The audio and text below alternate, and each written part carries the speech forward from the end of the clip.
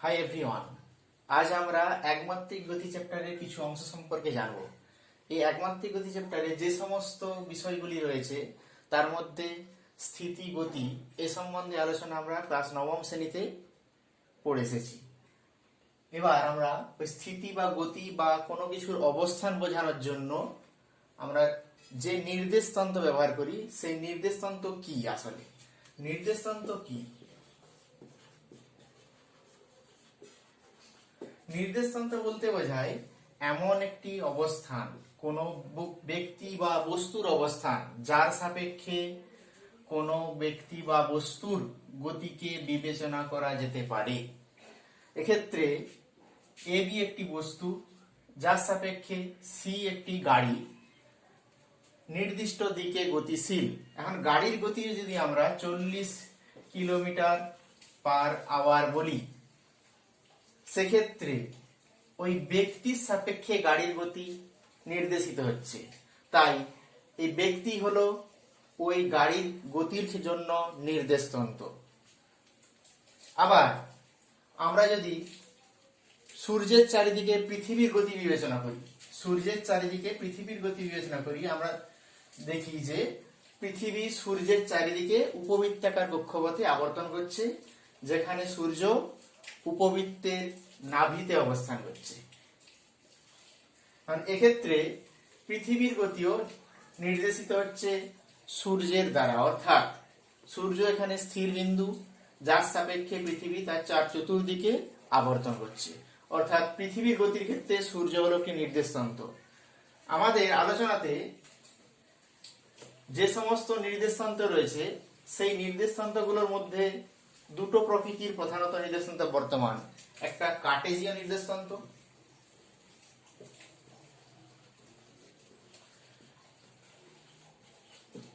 আর একটা পোলার নির্দেশতন্ত্র। এই কার্টেসিয়ান নির্দেশতন্ত্র আর পোলার নির্দেশতন্ত্রের মধ্যে কার্টেসিয়ান নির্দেশতন্ত্র আবার তিনটে প্রকৃতি: একমাত্রিক, দ্বিমাত্রিক,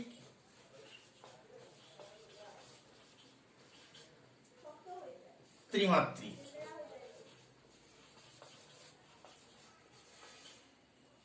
এই একমাত্রিক নির্দেশতন্ত্র যা নির্দেশিত হয় কেবলমাত্র এক্স বা কেবলমাত্র ওয়াই বা কেবলমাত্র জেড দ্বারা।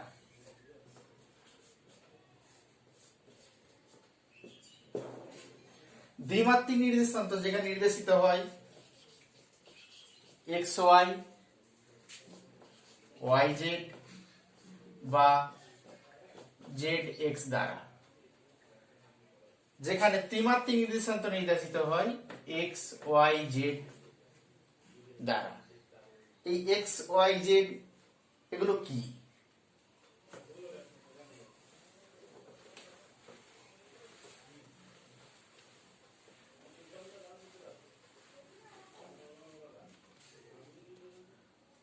নবম দশম শ্রেণীতে আমরা কোন সমীকরণকে ছক কাগজে লেখচিত্রের সাহায্যে আমরা দেখিয়েছি। কিভাবে দেখিয়েছি ভেবে নিতে পারি যে y = 3x + 2 এটা একটা সমীকরণ, যেখানে x হচ্ছে প্রত্যক্ষ চলরাশি বা স্বাধীন চল আর y হচ্ছে পরোক্ষ চলরাশি বা অধীন চল।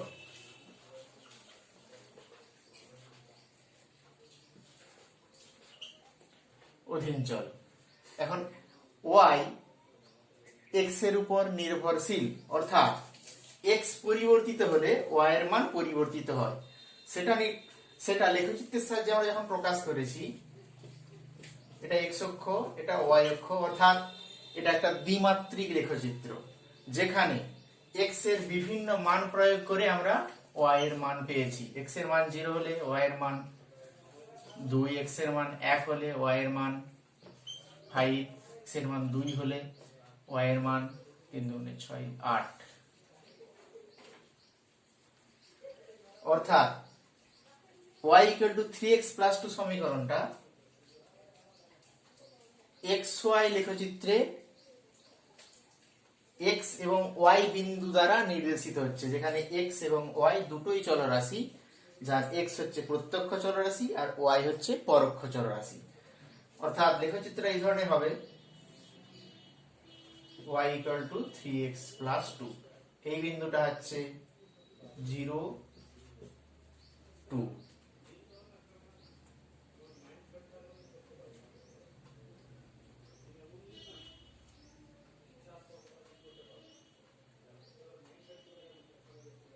এবার আমরা এটা দ্বিমাত্রিক তল, তাহলে এক দ্বিমাত্রিক গতির ক্ষেত্রে বোঝাচ্ছি, অর্থাৎ দ্বিমাত্রিক বা বলতে পারি আমরা এটা কার্টেসীয় নির্দেশান্তের দ্বিমাত্রিক অংশ। একমাত্রিকের ক্ষেত্রে কি হবে?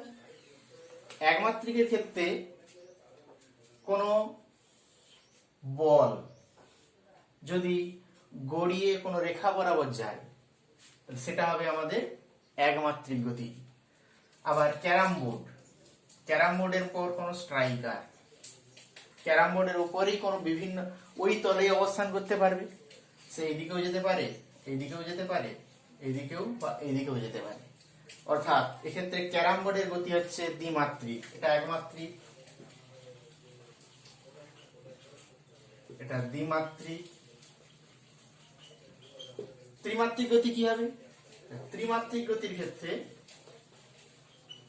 আমরা বলতে পারি ঘরের মধ্যে ভেসে থাকা কোনো বায়ুকণা বা ধূলিকণা, এটা ত্রিমাত্রিক গতি উদাহরণ হতে পারে। এখন একমাত্রিক দ্বিমাত্রিকের ত্রিমাত্রিক গতি নির্দেশিত হচ্ছে কিভাবে সেটা আমরা লেখচিত্রের মাধ্যমে দেখার চেষ্টা করব।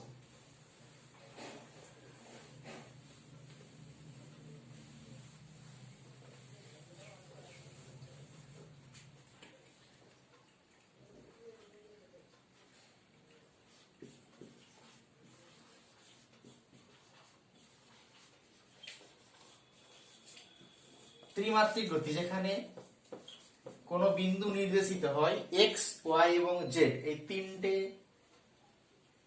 চলরাশি দ্বারা, অর্থাৎ এক্স অক্ষ, ওয়াই অক্ষ এবং জেড অক্ষ, এক্স ওয়াই জেড। এবার কোন বস্তুর অবস্থান কিভাবে নির্দেশিত হতে পারে? এই এক্স ওয়াই জেড অক্ষে অবস্থিত যে ত্রিমাত্রিক আকার এর উপরে যে কোনো বিন্দুতে হতে পারে। তাই যে কোনো বিন্দুটা সেই বিন্দুর এবং কেন্দ্র এই দুটো সংযোগকারী যে রেখা এটাকে আমরা নাম দিলাম আর, এবং বিন্দুটাকে নাম দিলাম পি এক্স ওয়াই জেড। এখন ওপি রেখা এক্স ওয়াই তলে যে প্রজেকশন অর্থাৎ উপাংশ সেটা কি ধরনের হতে পারে? ওপি রেখার এক্স ওয়াই তলে উপাংশ। ও কিউ, তাহলে ও কিউ হচ্ছে ওপি রেখার এক্স ওয়াই তলে উপাংশ।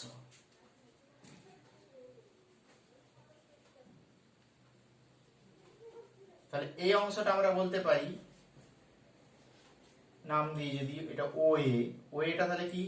ওইটা হচ্ছে এক্স, এ কিউটা কি? ওয়াই, কিউপিটা কি? জেড।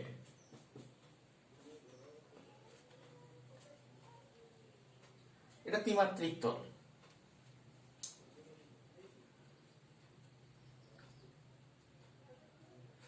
এবার আমরা জানবো পোলার নির্দেশতন্ত্র সম্পর্কে।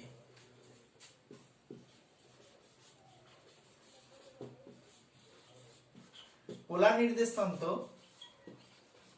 কেন প্রয়োজন হলো সেটা আমাদের জানা প্রয়োজন আগে।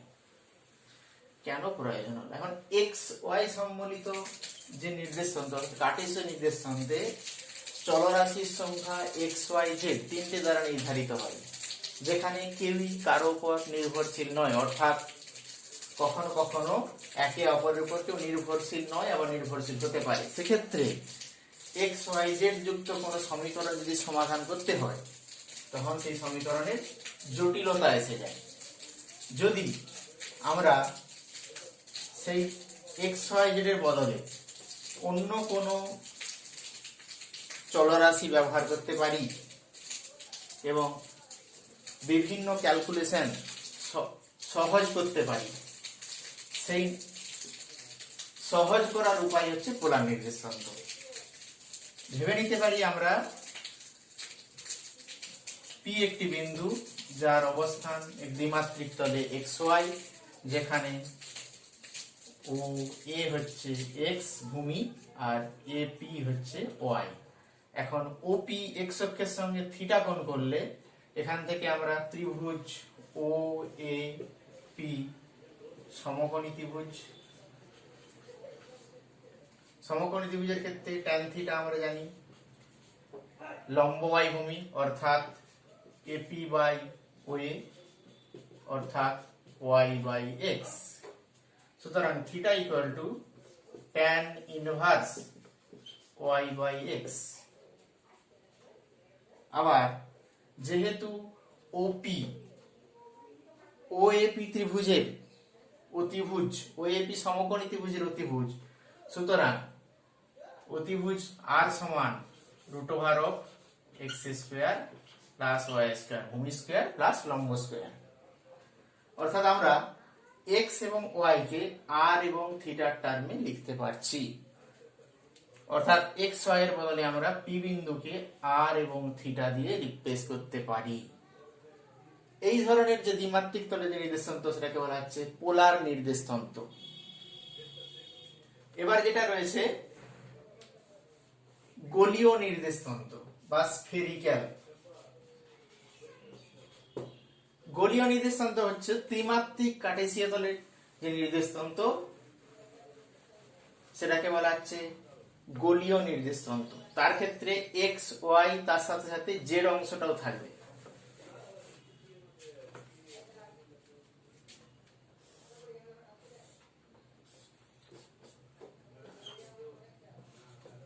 এক্স ওয়াই জেড তিনটে অক্ষই সম্বলিত, যেখানে ওপি হলো পি বিন্দুর অবস্থান ভেক্টর। এখন পি বিন্দুর অবস্থান এক্স ওয়াই জেড দিয়ে নির্দেশিত হবে, যার ওপি হচ্ছে আর এর সঙ্গে সমান।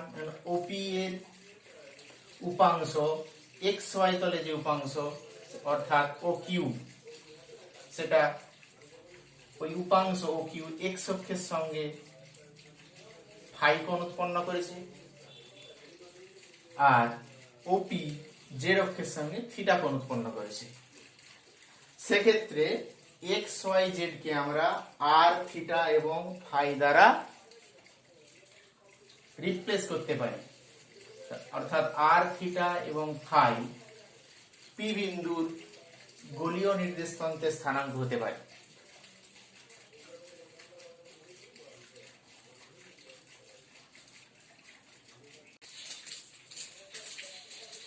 এবার আমরা যেটা জানবো সেটা হচ্ছে অবকল সম্পর্কে কিছু ধারণা, অবকলন সম্পর্কে। কারণ অবকলন বলতে কি বোঝায় তার আগে দরকার আমাদের অপেক্ষক কি। অপেক্ষক বলতে কি বোঝায়? এখন y equal to 3x plus 2, এখানে y x এর উপরে নির্ভরশীল, অর্থাৎ আমরা বলতে পারি y হলো x এর অপেক্ষক। অর্থাৎ লেখা যায় এখানে y as a function of x, y যেখানে x এর অপেক্ষক ইকুয়াল টু 3x প্লাস 2। কারণ এই অপেক্ষকের x এর সাথে যে পরিবর্তন, সেই পরিবর্তনটা সরলরৈখিক এক্ষেত্রে, অন্যান্য ক্ষেত্রে সেটা বক্ররেখা হতে পারে। সেক্ষেত্রে x এর নির্দিষ্ট মানের জন্য y নির্দিষ্ট পাওয়া যাবে। সেই xy বিন্দুতে অপেক্ষকের নতি আমরা বের করতে চাই।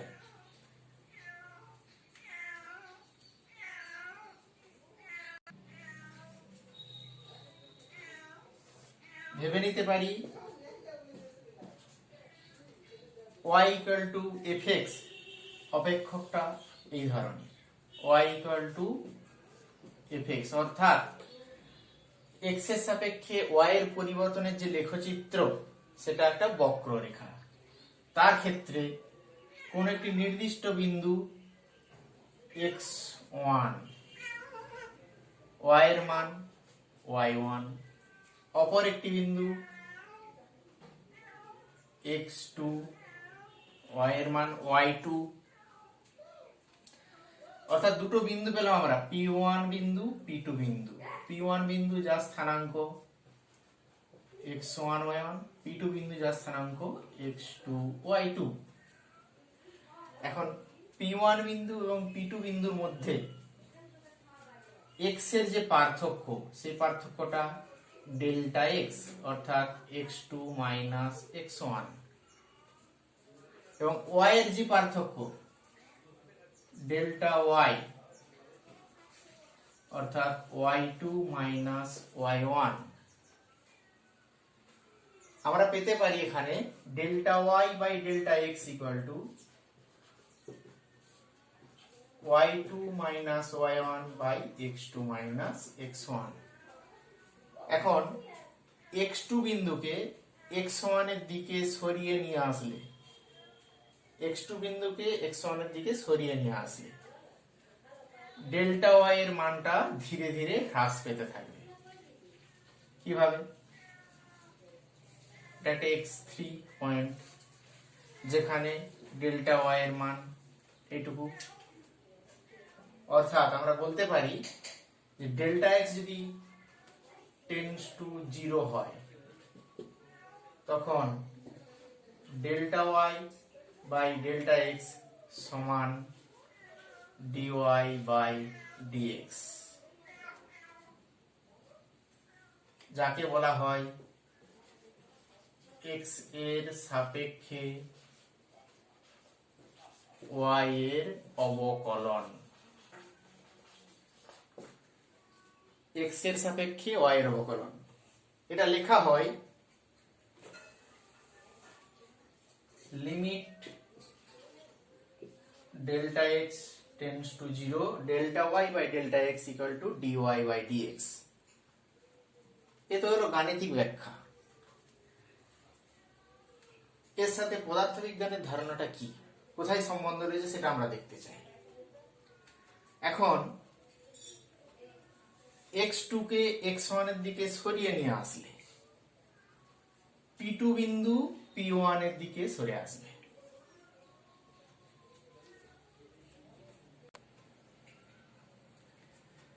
x2 কে x1 এর দিকে সরিয়ে নিয়ে আসলে p2 বিন্দু p1 এর দিকে সরে আসবে, অর্থাৎ ডেল্টা x টেন্ডস টু 0 হবে।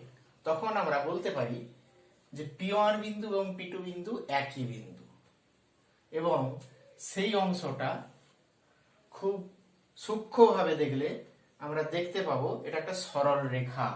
সেই অংশটা খুব সূক্ষ্মভাবে যদি দেখি আমরা এখানে, ওই p1 আর p2 এর অংশটা, অর্থাৎ এই অংশটা সরল রেখা, যেখানে x1 এটা হচ্ছে x2। কারণ এই সরল রেখাটাকে দুদিকে যদি বর্ধিত করি, যেটা পাবো সেটা হচ্ছে আমাদের স্পর্শক।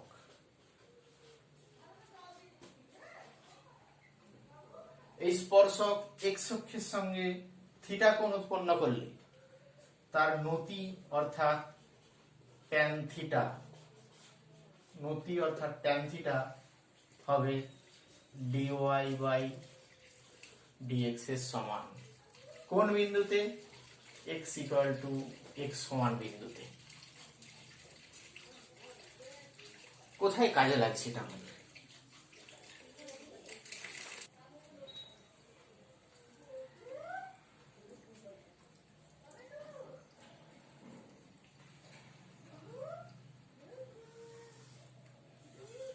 পাহাড়ের চূড়ার ঘটনাটা আমরা যদি দেখি, পাহাড়ের গাত্র তো ঢালু, আঁকাবাঁকা। এখন পাহাড়ের কোনো বিন্দুতে, পাহাড়ের গাত্রের উপরে কোনো একটা বিন্দু নিলাম যেটার অবস্থান p(x,y). এখন এই বিন্দু থেকে যদি স্পর্শক অঙ্কন করা যায়, সেই স্পর্শক x অক্ষকে নির্দিষ্ট বিন্দুতে স্পর্শ করবে, অর্থাৎ ওই বিন্দুর নতি নির্দিষ্ট। এখন আমরা পাহাড়ের গাত্রের যদি লেখচিত্র আঁকতে পারি, অর্থাৎ এক্স এর সাপেক্ষে ওয়াই এর যে পরিবর্তন, সেই লেখচিত্রের উপর কোনো বিন্দুতে স্পর্শক অঙ্কন করতে পারি, সেই স্পর্শক অঙ্কন করাটাই হবে, বা তার নতি যেটা হবে সেটা হবে ওই লেখচিত্রেও, অর্থাৎ এক্স এবং ওয়াই এর যে সম্পর্ক, ওই লেখচিত্রে এক্স এবং ওয়াই এর যে সম্পর্ক, সেই সম্পর্কে এক্স এর সাপেক্ষে ওয়াই এর অবকলনের সঙ্গে সমান হবে। অর্থাৎ পি বিন্দুতে y equal to fx অপেক্ষকের x এর সাপেক্ষে অবকলনের মানই হবে ওই বিন্দুতে নতির সঙ্গে সমান। এর সাহায্যে আমাদের পাহাড়ের উচ্চতা নির্ণয় করতে পারি।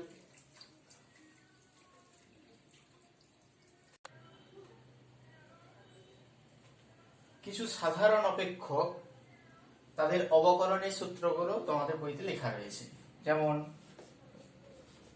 ddx of x to the power n সমান n into x to the power n minus 1, ddx of log base e x সমান 1 by x। এই সূত্রগুলো আমাদের কাজে লাগবে। এখন কোথায় কাজে লাগবে? এই অবকলন সূত্রগুলো কাজে লাগবে আমাদের ত্রুটি গণনাতে। আমরা আগের চ্যাপ্টারে পড়েছিলাম ত্রুটি, ভগ্নাংশ ত্রুটি নির্ণয়, সেখান থেকে শতকরা ত্রুটি নির্ণয়, কিভাবে ভগ্নাংশ ত্রুটি বা শতকরা ত্রুটি নির্ণয় করব। এখন আমরা কোনো দণ্ডের দৈর্ঘ্য নির্ণয় করতে চাইছি স্কেল দিয়ে, সেন্টিমিটার স্কেল দিয়ে যে দণ্ডের দৈর্ঘ্য নির্ণয় করতে চাই, সেন্টিমিটার স্কেলে এটা 0 দাগ, এটা 10 সেমির দাগ। সেন্টিমিটার স্কেলের ক্ষুদ্র ঘরের মান, সেন্টিমিটার স্কেলের ক্ষুদ্র ঘর হচ্ছে 0.1 সেন্টিমিটার। আমাদের পরীক্ষা লব্ধ পাঠ নেওয়ার সময় দুই প্রান্তে সর্বোচ্চ 0.1 সেন্টিমিটার করে ত্রুটি থাকতে পারে। অর্থাৎ আমাদের পরিমাপে, দণ্ডটির পরিমাপে সর্বোচ্চ ত্রুটি হতে পারে 0.2 সেন্টিমিটার, সর্বোচ্চ ত্রুটি হতে পারে 0.2 সেন্টিমিটার।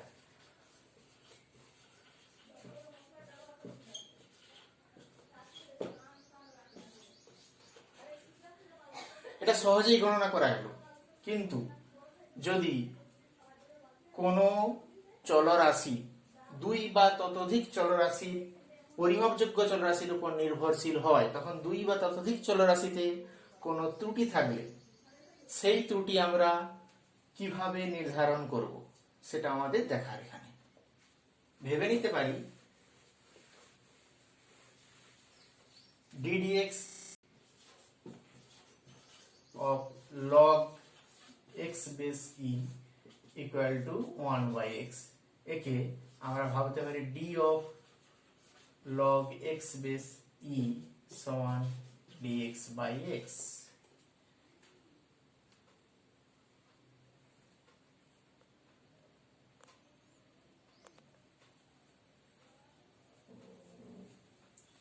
এবার আমরা ত্রুটি নির্ণয় করা শিখব কিভাবে। কোন ঘনক যার বাহুর দৈর্ঘ্য l,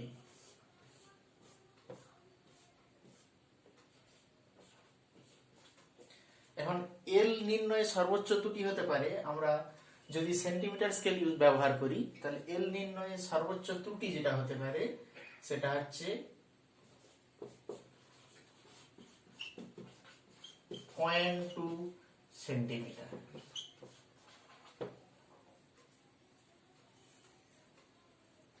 আমাদের আয়তন নির্ণয়ে সর্বোচ্চ ত্রুটি কত এটা আমাদের দরকার। এখন এল নির্ণয়ের ত্রুটিকে আমরা ডিএল ভাবতে পারি।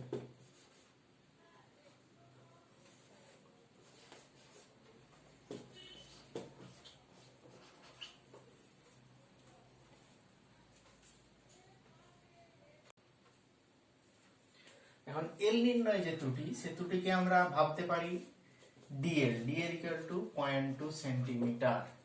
তাহলে অতএব আয়তন নির্ণয় ত্রুটি, অর্থাৎ আয়তন নির্ণয় যে ত্রুটি,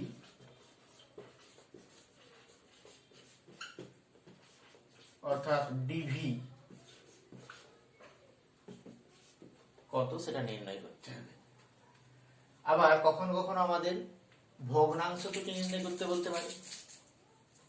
ভগ্নাংশ ত্রুটি যদি নির্ণয় করতে হয় কিভাবে নির্ণয় করব, বা শতকরা ত্রুটি কিভাবে নির্ণয় করব।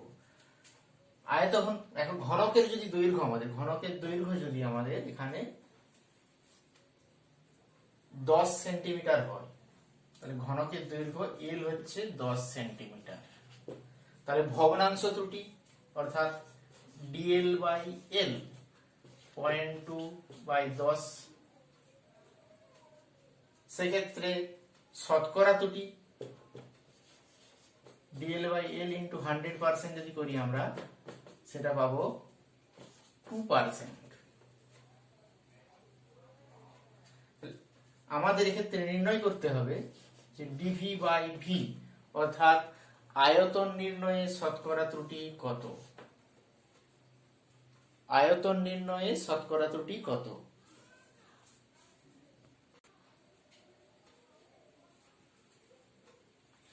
আমাদের এক্ষেত্রে দেওয়া আছে এল হচ্ছে 10 সেন্টিমিটার, দৈর্ঘ্য নির্ণয়ের ত্রুটি যেখানে 0.2 সেন্টিমিটার এবং শতকরা ত্রুটি যেখানে 2%। ডিএল বাই এল দৈর্ঘ্য নির্ণয়ের যে শতকরা ত্রুটি সেটা হচ্ছে 2%।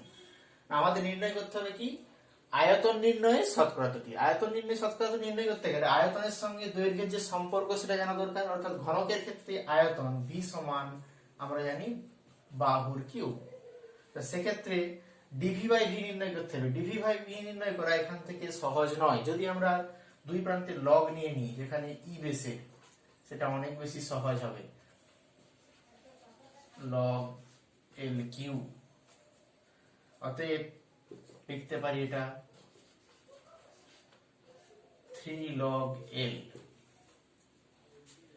দুদিকে যদি আমরা অবকলন নিই d of log x এই ধরনের, তাহলে d এটা পাবো d of log v base e সমান, এটা ধ্রুবক, ডিফারেন্সিয়েশনের ক্ষেত্রে অবকলনের ক্ষেত্রে ধ্রুবকটা বাইরে বেরিয়ে যায়, d of log l base e। সেক্ষেত্রে আমরা পাবো সূত্র অনুযায়ী dv বাই v সমান 3 dl বাই l।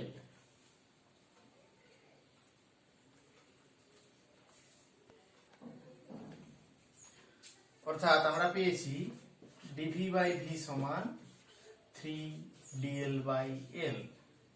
অতএব আয়তন নির্ণয় শতকরা ত্রুটি dv বাই v ইন্টু 100% সমান 3 into dl by l into 100%। এখন dl বাই l নির্ণয়ের যে শতকরা ত্রুটি, সেই শতকরা ত্রুটিটা কত? 3 গুণিত 2 অর্থাৎ 6%। 3 গুণিত 2 অর্থাৎ 6%। আমরা বলতে পারি অতএব আয়তনের ত্রুটি কত, আয়তন পরিমাপের ত্রুটি কত। তাহলে এটা হচ্ছে আমাদের আয়তন নির্ণয়ের ত্রুটি dv by v equal to 6%। এখন আয়তন পরিমাপের ত্রুটি কত হয়েছে সেটা জানার জন্য আমাদের প্রথমে কি করতে হবে, মোট আয়তন কত হয়েছিল।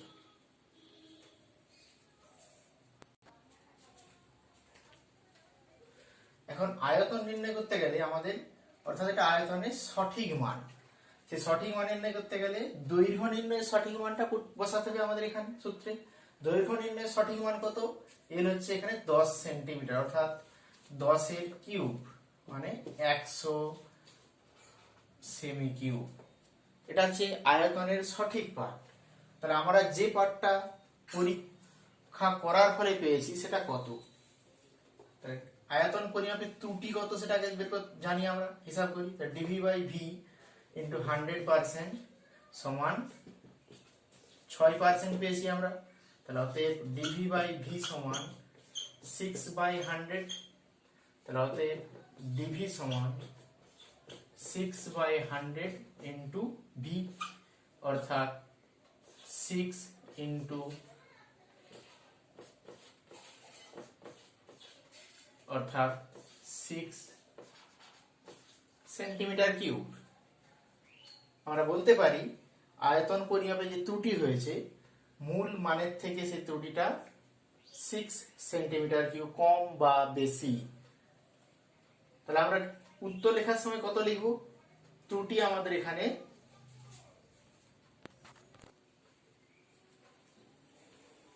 অতএব আয়তন পরিমাপে ত্রুটি হতো, আয়তন পরিমাপে ত্রুটি হয়েছে আমাদের 6 সেন্টিমিটার কিউব। তাহলে মোট পাঠ লেখার সময় কত লিখবো? আয়তনের পাঠ, আয়তন v plus minus dv, v এর মান কত জানি 100 প্লাস মাইনাস 6 সেন্টিমিটার কিউব। আমরা বলতে পারি যে আয়তন, আয়তঘনকটার আয়তন 100 প্লাস 6 অর্থাৎ 106 বা 100 মাইনাস 6 অর্থাৎ 94। অর্থাৎ বলতে পারি যে আয়তঘনকটির বা ঘনকটির আয়তন 94 থেকে 106 এর মধ্যে। তাহলে ঘনকটার আয়তন 94 থেকে 106 এর মধ্যে।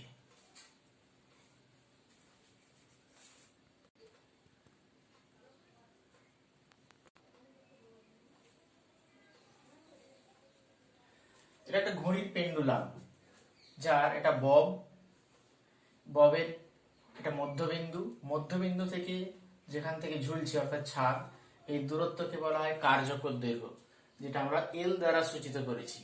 কারণ ববটাকে টেনে যদি ছেড়ে দিই আমরা একটা দিক থেকে বা টোকা মারি এখানে, তাহলে সেটা এই পথ বরাবর গমন করবে।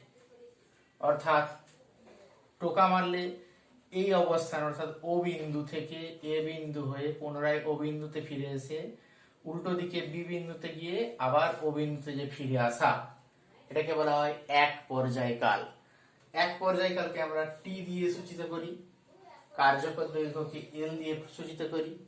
মানে পর্যায়কাল, পেন্ডুলামের ক্ষেত্রে পর্যায়কাল, কার্যকর দৈর্ঘ্য এবং অভিকর্ষজ ত্বরণের উপর নির্ভর করে। সেই সমীকরণটা আমরা জানবো এখানে, 2 pi root over L by G, T equal to 2 pi root over L by G. এখন এই পেন্ডুলামের সাহায্যে আমরা পেন্ডুলামের কে দুলিয়ে তার পর্যায়কাল নির্ণয় করতে পারি আমরা স্টপওয়াচের সাহায্যে, আবার সেন্টিমিটার স্কেলের সাহায্যে ওর কার্যকর দৈর্ঘ্য নির্ণয় করতে পারি। এর সাহায্যে আমরা জি এর মান নির্ণয় করতে পারি এবং জি পরিমাপে ত্রুটিও নির্ণয় করতে হবে আমাদের। কিভাবে নির্ণয় করব জি পরিমাপে ত্রুটি? জি পরিমাপে ত্রুটি নির্ণয় করার জন্য আমাদের টি পরিমাপে কত ত্রুটি হয়েছে আর এল পরিমাপে কত ত্রুটি হয়েছে এগুলো জানা প্রয়োজন। টি এবং এল পরিমাপের ত্রুটি নির্ণয় জানার পরই আমরা জি পরিমাপের ত্রুটি নির্ণয় করতে পারবো। তার আগে জি এর সঙ্গে টি এবং এল এর সম্পর্কটাকে আমরা সাজিয়ে নিই। তাহলে জি সমান 4 pi square l by t square.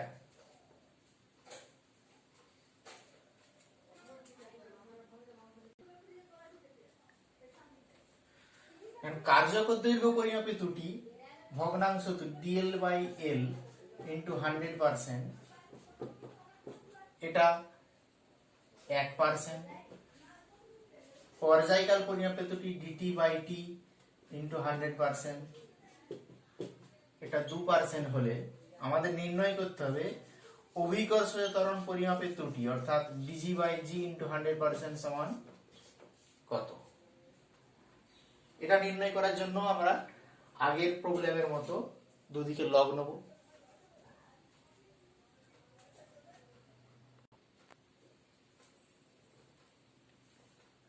এখন ই বেসের যে লগ এক্স বেস ই, এটাকে লেখা হয় এল এন এক্স, যেখানে বেস দেওয়ার প্রয়োজন হয় না। অর্থাৎ সেই অনুযায়ী এখানে L N G equal to L N 4 pi square plus L N L minus L N T square. এটা কিভাবে আসলো? এটা আসলো log A B by C এর সূত্র থেকে। Log A B by C সমান log A plus log B minus log C, এই সূত্র থেকে আসছে।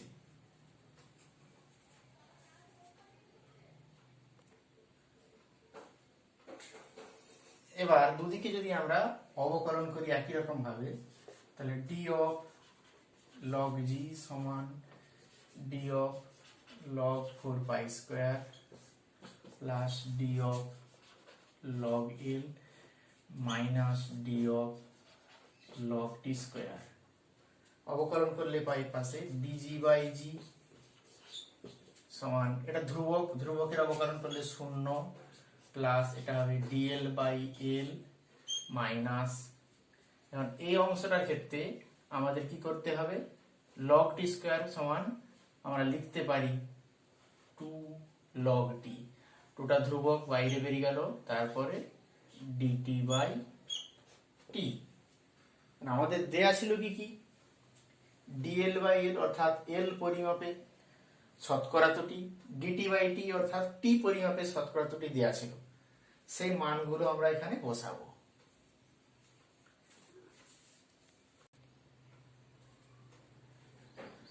ডিজি বাই জি, অতএব আমরা জি পরিমাপে ত্রুটি নির্ণয় করতে যাই। এখন ত্রুটিটা সর্বোচ্চ ত্রুটি কত সেটা নির্ণয় করতে চাই। প্রথমত সর্বোচ্চ ত্রুটি নির্ণয় করার সময় আমরা লিখি এখানে ডিজি বাই জি ম্যাক্স সমান কত, dl by l max, minus চিহ্নটা তখন প্লাস হয়ে যাচ্ছে, 2 ডিটি বাই টি। কেন কেন এটা মাইনাস চিহ্নটা প্লাস হয়ে যাচ্ছে, এবং সর্বোচ্চ ত্রুটির ক্ষেত্রে সময় কখনো এখানে বিয়োগ হবে না, সব সময় সর্বোচ্চ ত্রুটির ক্ষেত্রে সময় হোক দৈর্ঘ্য হোক সবই যোগ হয়ে যাবে, তখন ওটা আমাদের গ্রহণযোগ্য।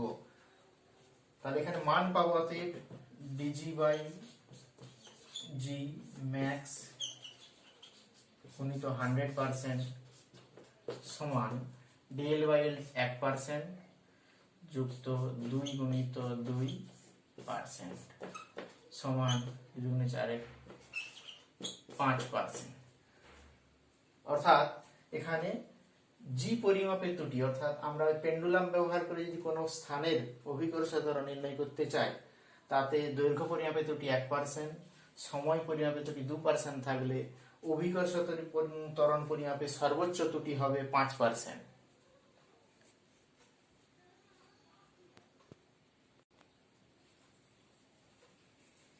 এখন মনে রাখার বিষয় বলতে এখানে আমরা যে ত্রুটি নির্ণয় করলাম, এক্ষেত্রে ত্রুটি নির্ণয় করার সময় যে অবকল সূত্র প্রয়োগ করলাম, y = ফাংশন অফ x দেয়া ছিল, যেখানে আমরা dy বাই y সমান d of fx by fx এই ফর্মে পেয়েছি, যে ক্ষেত্রে dy টা y এর ক্ষুদ্র পরিবর্তন, y এর ক্ষুদ্র পরিবর্তন বোঝাতে ব্যবহৃত হয়। কিন্তু y এর পরিবর্তন সেখানে কত, সেটা লেস ইকুয়াল 10%। যদি x বা y এই চলরাশিগুলোর পরিবর্তন, x বা y যে সমস্ত চলরাশি সমীকরণে রয়েছে তাদের পরিবর্তন 10% এর চেয়ে যদি বেশি হয়, dx, dy, dz greater equal to 10%, greater than 10% যদি হয়, তখন এই পদ্ধতি ব্যবহার করা যাবে না। সেক্ষেত্রে dx, dy, dz কে লেখা হবে delta x, delta y, delta z। Delta y যেখানে x এর বৃহৎ পরিবর্তন,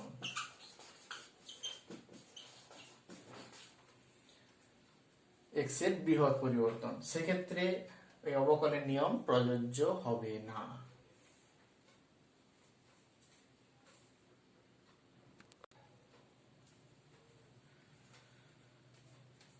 আজকের মতো ক্লাস এটুকুই, পরবর্তী অংশ আবার নির্ধারিত সময়ে হবে।